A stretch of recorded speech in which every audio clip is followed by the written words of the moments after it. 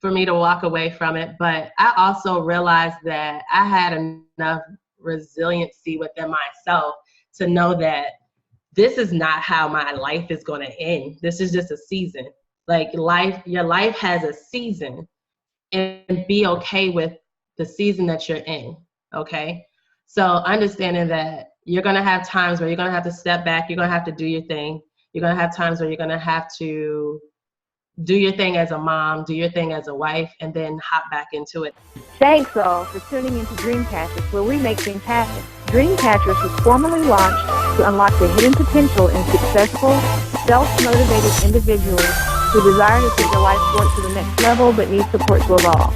We are a collective group of professionals with various backgrounds that use our talents to assist those individuals in realizing their wildest dreams by providing education, inspiration, and direction. This podcast is where we share the lessons we've learned along the way to catching our dreams and give you some context around the how and the why for each approach to put you further ahead on the journey to catching your dreams. Are you ready?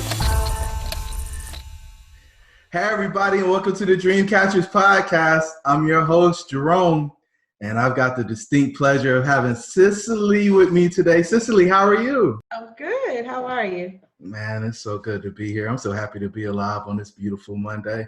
It's the Monday before the powwow. This episode is going to come out on the Sunday when we're leaving. So I'm super excited to get you recorded and to share your story. So Cicely comes to the podcast after being referred by Richard Berryman. If you guys haven't checked his episode out, he did The Power of Intentionality probably 2 months ago. And I put a ask out on LinkedIn. I said, who has an amazing story? Who's an ordinary person doing extraordinary things? And Cicely got tagged. And so here we sit today to talk about her story. So Cicely, I don't know how we didn't cross paths at the illustrious North Carolina Agricultural and Technical State University, but tell me what's been going on, man. You left A&T. Well, back up. Tell me about your background and how we got to the place where we are. Kind of bring me up to speed. Give me the download. So where did I start? Coming from A&T, I did graduate in mechanical engineering. After A&T, I went to Iowa. I went to Iowa City where I worked for Procter Gamble. At Procter Gamble, yes, I was one of very few African-American people, but most importantly, African-American women. But I had a wonderful time being out there. I learned a lot. It's actually what I consider one of my sacred places. But anyway, was in Iowa for a few years, and after Iowa, went to Greensboro. I got married. I got pregnant with my first son, and I was like, I need to be closer to family because, as you'll hear later on, family is very important to me.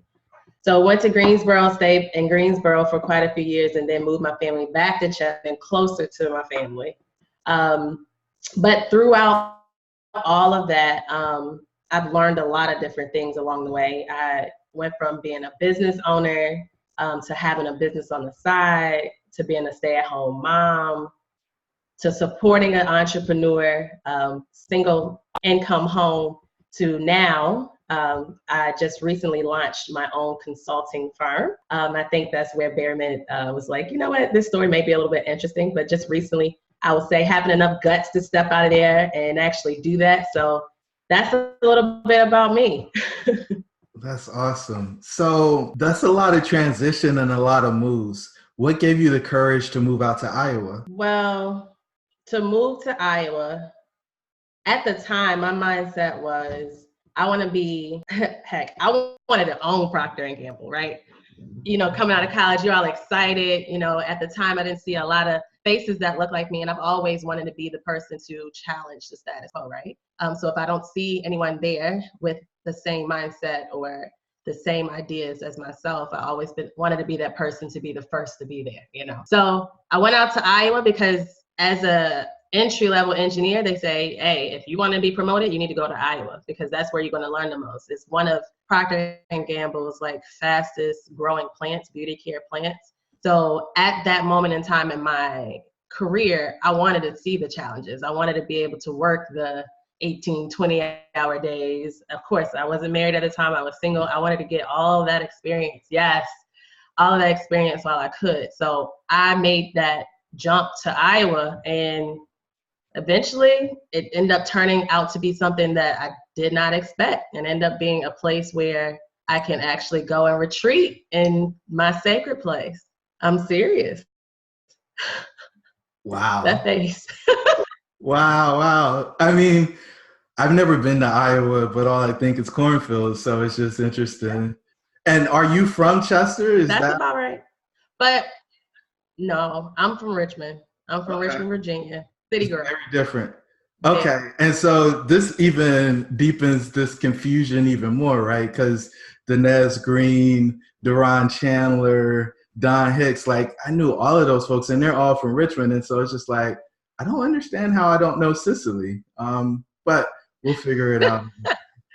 I'm telling you, we'll figure it out. So, all right, you go to Iowa, you're fast tracking at Procter & Gamble, and then you come back to Greensboro and do more at Procter Gamble? I do. Was that a promotion? It was a promotion. So okay. It was a promotion, but it was also like a planned move. My path was plant manager within Procter & Gamble. So you have to step outside of your operations role to get a little bit of your supply chain and additional cross-functional business experience before you can step into a plant manager position. So this was like a personal play and as well as a career long-term play. So moved to Greensboro because, like I said, I wanted to be closer to my family. I was newly married, pregnant with my first son, and wanted to get closer to home. So with this transition, I went into a material supply management position where I managed all of the suppliers, incoming suppliers, along with a team of folks with Procter & Gamble. Curveball, when I got there, I go on maternity leave shortly after. They asked us to move to Cincinnati, Ohio.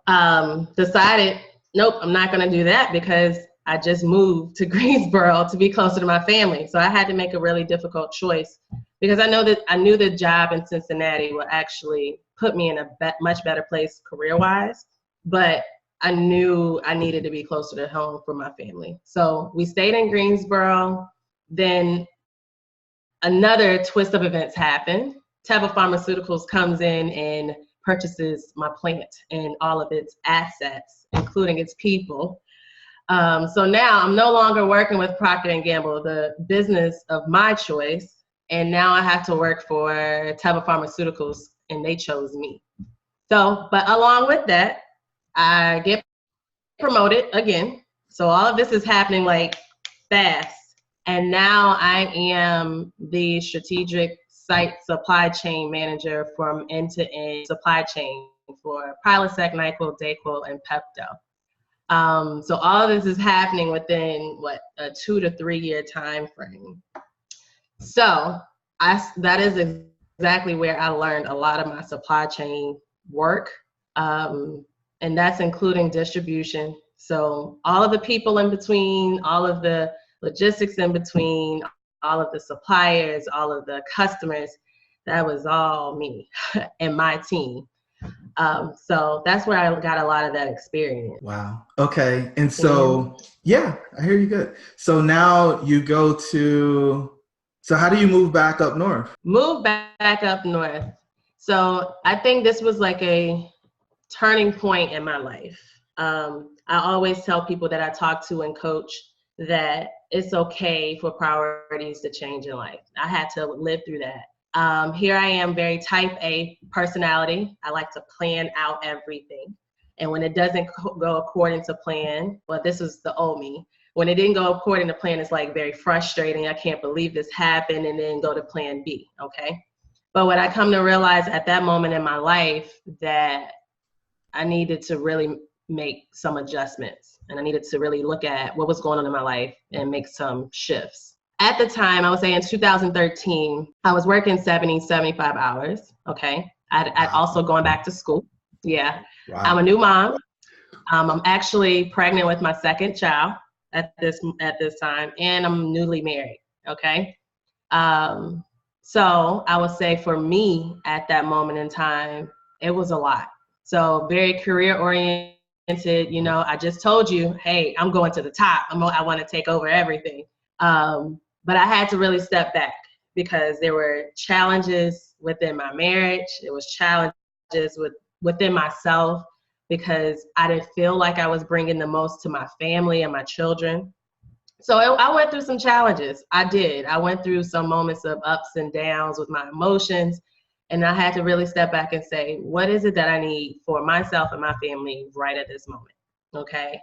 And so at that moment in time, in 2013, I said right now, and this was at the time too, where my husband's business was really taking off, because my husband is he has a life insurance agency. We both do. But I had to make some adjustments. I couldn't work the 75 hours anymore because his business, which is something that we've always wanted to give to our children, which was the number one priority for us, is taken off, and I couldn't be a hindrance to that. Okay. So I had to step back and say, what's most important? And I realized at that moment in time, I needed to adjust my priorities. Didn't necessarily mean that I will never be at this point in my life again. It was just at that moment in time, I needed to make an adjustment. And that adjustment was, you know what? I need to go to school. I need to take better care of myself, mentally, physically, emotionally, and I needed to take care of home. So in 2013, in September of 2013, I stepped away from Teva Pharmaceuticals. It was, now granted, there were a lot of cultural changes that also pushed me to say, you know what, I think I should do something different. Love the work, love the team, but culturally, I did not believe that I wanted to continue to work at Teva as well. So 2013, I decided I was going to be a stay-at-home mom. I go from type A, I'm going to take over the world, to, you know what, I'm going to have this really low-paced life. I'm going to take care of my kids. And don't get me wrong, love my babies, love my kids. But when you take someone from that to, it's much slow. It's a job. It's even more, put it like this, going to work is much easier than staying home. Going to work every day is much easier than staying at home, believe that. But I did that for about 3 years. But during that time, I recognized a lot about myself. And you can stop me at any point. No, I'm loving it. Keep going, please. Okay. I realized a lot about myself. During that time, that was when I started my travel business from home. That was when I started working with as a consultant for doTERRA. It's a multi-level marketing company, but I actually ended up developing a team. I ended up starting making money with that. Same thing with travel, developed a team, started making money with that. But what it taught me was that this path that I thought I had for myself, honestly, God had something different for me. He had something different for me. And during that time, he showed me that, you know what, even though you thought that you can do this, you can have everything. And also during that time, I met some wonderful women that are in my life now that at the time, they had it all. And they had it all in a way that fit for them. Not necessarily what somebody had told them that their life should look like, but what was important to them, they were able to obtain. So I have a friend of mine that's a wonderful, wonderful, she's a business owner who's been able to, she's a mentor of mine as well. She's been able to homeschool her kids along with having a growing hair care line, hair salon. She just released her first book like 2 or 3 weeks ago. Like, she has it all, and she does it on her time and with God's help. So during that time, I started to learn what that meant for me as a woman, especially, that I could have it all, but I need to make sure that I'm able to dig deep to find that and be okay with that. All right, so now I'm gonna dive in and see if I can make some things that a lot of people tend to shy away from real. So you were talking about being type A, you're talking about 75 hours a week, you're talking about being in school, you're talking about babies, but you paused on all of that for your marriage. So what about your husband or mentors or whatever, what happened that kind of shook you and said, Cicely, you got to stop. You got to do something different if you want this to work. Because I think a lot of people just keep going and they say, if you can't get on board with this, then, I'll figure it out on my own. So, it seems like a ton of maturity in what happened. So what happened? How did you get? I think for myself, first and foremost, is prayer. And also, when we first got married, there were some non-negotiables established. There are some non-negotiables, meaning our connection with God is first and foremost. And second is family. Our marriage, and then, of course, our children. So non-negotiable. With working that many hours along with, and to be honest with you, myself, I wasn't okay with the nanny. So, of course, I was in a very high-profile role, and you hear a lot of the women tell me that, if you can't do it, just pay for it. Yeah, but I did not want. And I had to be okay with me saying, you know what, I want something different for me. It was tough for me to walk away from it, but I also realized that I had enough resiliency within myself to know that this is not how my life is going to end. This is just a season. Like your life has a season, and be okay with the season that you're in. Okay. So understanding that you're going to have times where you're going to have to step back. You're going to have to do your thing. You're going to have times where you're going to have to do your thing as a mom, do your thing as a wife. Hey guys, back in 2016, me and the team decided to formalize Dreamcatchers as an organization that can help people achieve their wildest dreams. If this is you, please visit our website at dreamshouldbereal.com in order to find out the details of our services and how we can help you become a Dreamcatcher. Talk to you soon. Now my kids, they're in school. They're a lot more independent than where I was at that time. I don't regret anything about staying at home at all. I don't. We were still able to travel. We love to travel. My family travels a lot right now. We were still able to travel then. It was just that time for me to step back and say, okay, the non-negotiables for one is family first. And then on top of that, and when I say family first, like I said, we were also behind the scenes developing an insurance agency that I benefit from too. And then ultimately my children, my legacy, I always say I live for my legacy. My legacy was going to be able to benefit from that.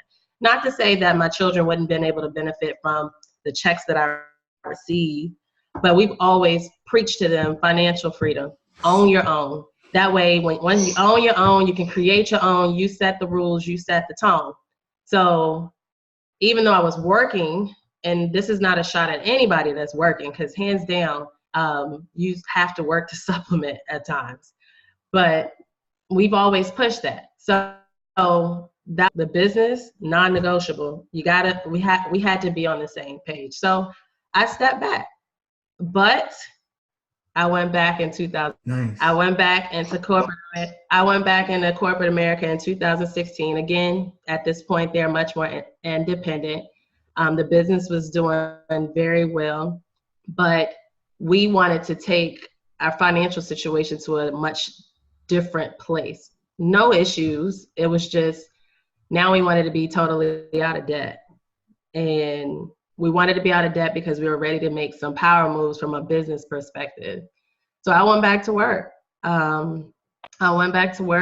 We were able to get a lot of things accomplished during that time. We were able to get out of debt, thankfully.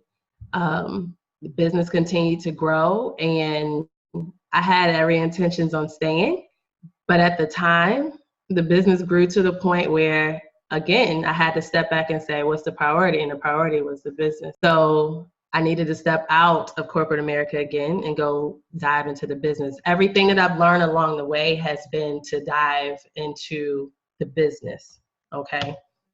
So now I'm taking my management, my leadership, my coaching, my supply chain experience, my operations experience, my process development experience, and now I'm putting it into my own business.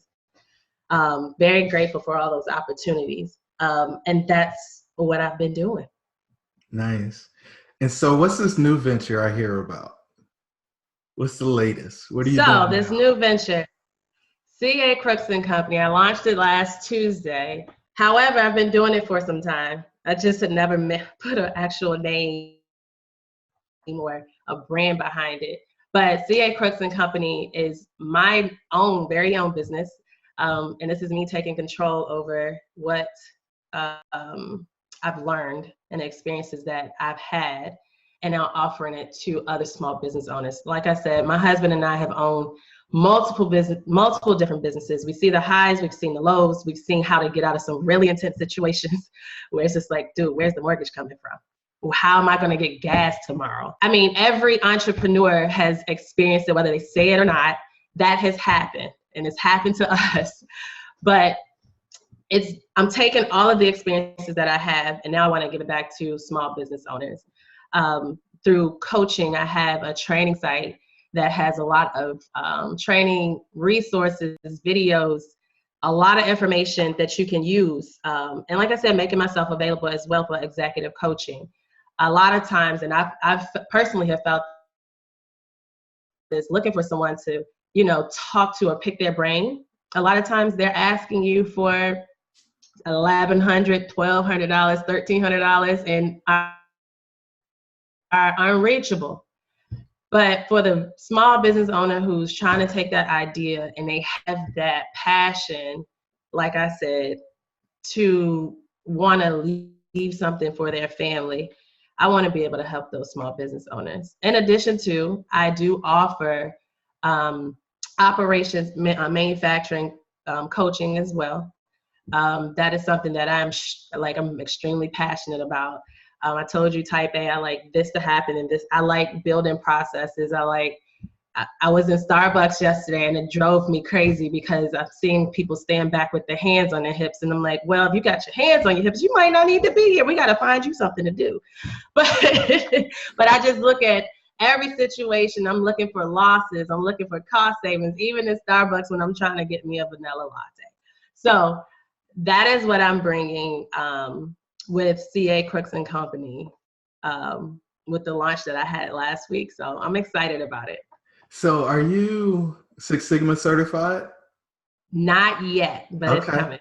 What are you doing? What level? What belt? Green. Nice. Okay. Welcome to the family in advance. Thank you. So tell me, what are the 3 biggest lessons you've learned over these past, I don't know how far you want to go back. You can go back before college. You can go from your working career. Tell me the top 3 lessons. Top 3 lessons. I think the first thing I touched on it at first is know that it's okay to reprioritize. We all go into this with a plan of action, and that when that plan goes off track, we kind of beat ourselves up to say, oh, I'm a failure, or I'm not successful. That's not the case. It's just that your plan, what's the right word? You just may need to reprioritize, or you may need to step back and look at, okay, how can I get this accomplished now that I have these new variables in front of me? Because life changes. It's not life if it's not changing. You're not succeeding if you're not having to adjust. And you have to learn, and I put this out there not too long ago on my page, you have to learn how to thrive in uncertainty. You really have to learn how to thrive in uncertainty. That's the difference between a business owner and an employee, is that business owner is always uncertain. They're always nervous, but they take action. So first thing is be okay with reprioritizing. And I guess the second thing was learning how to thrive in uncertainty. Take action at all times, even when you're nervous. And then the other part of it is own it. Own it. I told you it took me a while to pull CA Crooks and Company together. But I had a girlfriend tell me, she's like, you know what? Why haven't you done this by now? Because I coach people all the time. And I'm like, you know what? I don't know. And I'm like, maybe I'm fearful. But she's like, stop it and own it. Own every bit of everything that you know. Own your passions. Own it. And when you actually begin to own it, you can be able to make the right adjustment so that you can continue to succeed. So own where you are, everything, even to the point when I said I was at home. I also had to own that moment. I own the fact that, yep, I'm not in corporate America anymore. I wasn't. So either I can make a choice to be sad and disgruntled or whatever the feelings were, or I can own that moment and say, you know what, let me figure out what else I can do. And I did. I mean, even with staying at home with my kids, I am an engineer. So me and my kids are at home creating the best catapults, and we're talking about lessons about trajectory. Okay. And you know what? My kids now, they can go in school right now and kill any science lesson for any teacher. But owning that moment and accepting who you are and enjoying who you are and accepting who you are is definitely, it's definitely something that you have to be able to do. I love it. I absolutely love it. So what gift are you giving the world? What gift am I giving the world? I would say this time around, I'm giving the world, I know it sounds very cliche, all of me. I talked a little bit about owning it. It's taken me a while to own my ish. I'm going to say ish.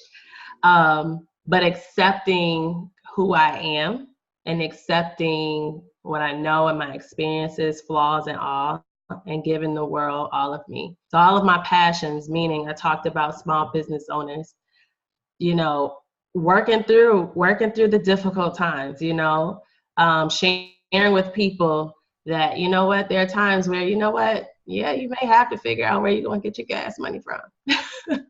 But guess what? That's not the end story. That's just a part of the grind. That's a part of the hustle. That's the part that you're going to be able to work through and be able to help somebody else. I love helping people and I'm passionate about it. So being able to help other people, I love watching other people grow. I love watching people be successful. So when Berryman said, hey, you know, join this podcast, and I'm like, okay. And I looked up a little bit about the podcast and, you know, what it is that you all are doing, which I think is awesome. In my mind, I'm starting to think, who else can I get, you know, to join your team to be able to come to the retreat? It's like, the powwow, I'm sorry, wrong lingo.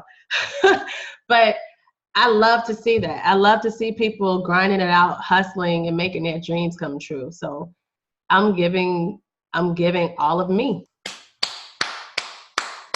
All right. So what dream are you most focused on catching next? What dream am I most focused on next? Catching next, yeah. Because, I mean, you've done so much, like, and you're still doing a lot of the things that you already started. But what's the focus on right now? Focus right now is to tap into as many small businesses as I can to help them to be able to be successful, honestly. I really, really have a strong passion for helping other people. I look at one of the most recent businesses that I've helped.